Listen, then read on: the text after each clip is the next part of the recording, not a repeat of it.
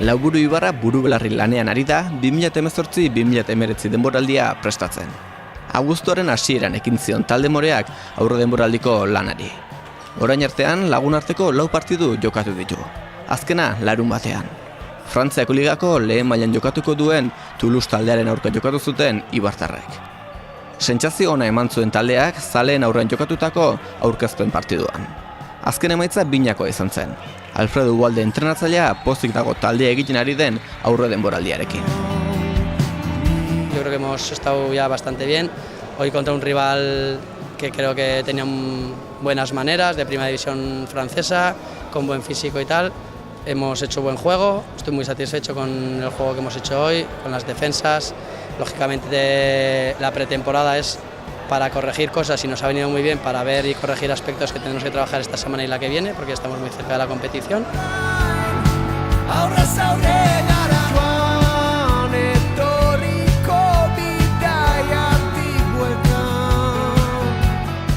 Hilabete da makigu entrenatzen eta ja ikusten da ekipoak baita bere martxa hartzen nahi dela, intentsitate handiko partidua jokatu du gaur eta laugarren partidua zanez antzeman da jokoan baita, ez?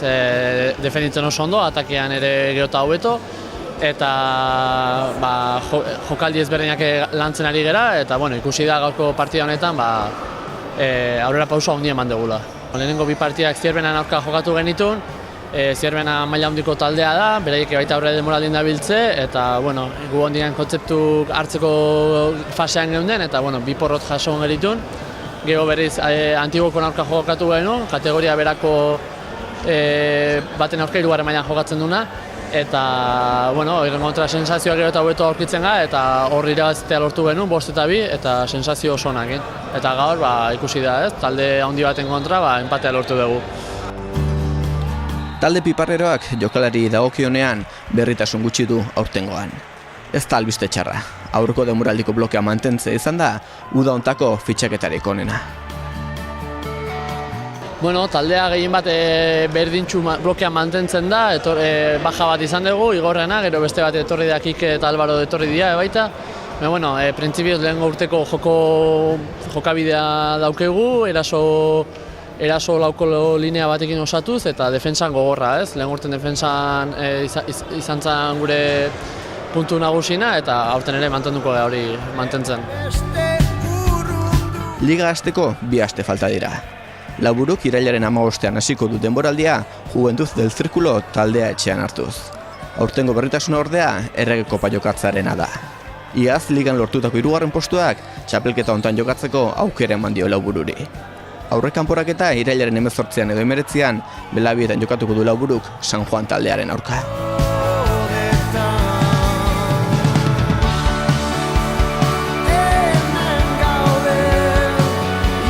Kopa jokatu behar dugu aurten eta saiatuko gara lehen fasea jokatu behar dugu San Juanen kontra eta saiatuko gara hori gainditzen, 2. mailako talde baten kontra jokatzeko eta ligari begira, lehen urteko jarraipena emanez, ea goiko postetan jartzen garen hasieratikan eta ea hor mantentzeko garen.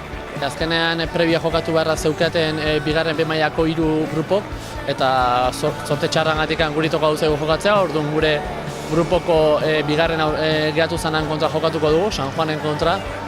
Eta dakigu partidu zaila izango dela, partidu gorra, denak nahi dugu kopa jokatu 2. mailako talde baten kontra eta beharrezko izango irabaztea eta nik uste 2 taldeke baita gogokin atako gala kantxara.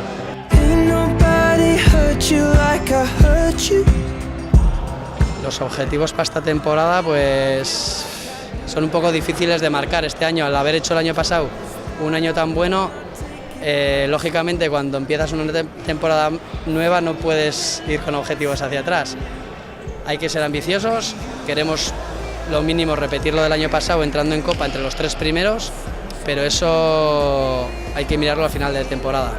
Es un trabajo de día a día, de jornada a jornada, de no compararnos con lo que hicimos el año pasado, sino ir viendo cómo está el equipo, cómo va madurando y al final, si lo hacemos bien, si estamos satisfechos y trabajamos semana a semana, los objetivos al final del año seguramente serán buenos, porque la Liga este año va a estar todavía más competida que el año pasado. Nursing an empty bottle and telling myself you're happier.